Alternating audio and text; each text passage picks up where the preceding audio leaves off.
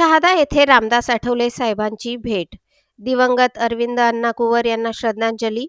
Republican party of India चे राष्ट्रीय अध्यक्ष व केंद्रीय सामाजिक न्याय मंत्री नामदार रामदासजी आठवले साहेब यांनी आज शहादा येथे भेट देत नंदुरबार जिल्हाध्यक्ष अरविंद अण्णा कुवर यांच्या निधनाबद्दल शोक व्यक्त केला. अल्पशा आजाराने अरविंदांना यांचे दुःखद निधन झाले होते. आठवले साहेबांनी शहादा येथील त्यांच्या निवासस्थानी जाऊन कुटुंबियांची प्रत्यक्ष भेट घेतली. त्यानंतर आयोजित शोकसभेत सहभागी होत अरविंद अण्णा यांना श्रद्धांजली वाहिली.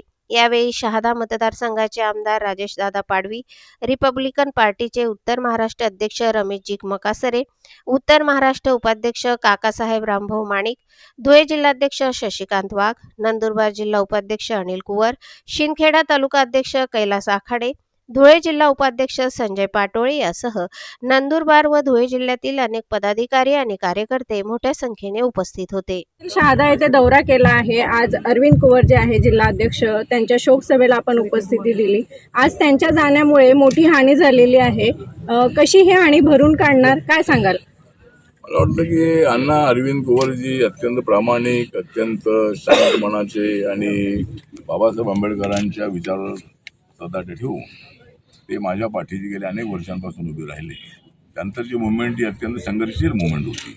त्या मुवमेंटमध्ये मी गावागावाशी संपर्क केलेला होता.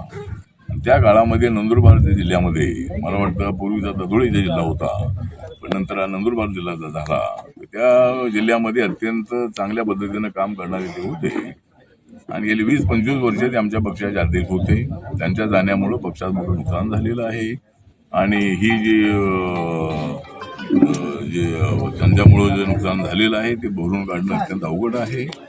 पण आम्हाला ही पार्टी पुढे चालवायची आहे आणि अरविंद कुवर यांचं स्मरण करून आम्हाला ही पार्टी पुढं मजबूत करायची आहे आणि त्यांचा नक्कीच आम्हाला नेहमी आशीर्वाद मिळेल अशी अपेक्षा आहे. सर, कोणाला नेतृत्व दिलं जाईल? ठीक आहे, ते ठरेल. आता पक्ष ठरवेल, आता पक्ष एकत्र बसेल आणि ठरवेल. सर, हिंदी चला.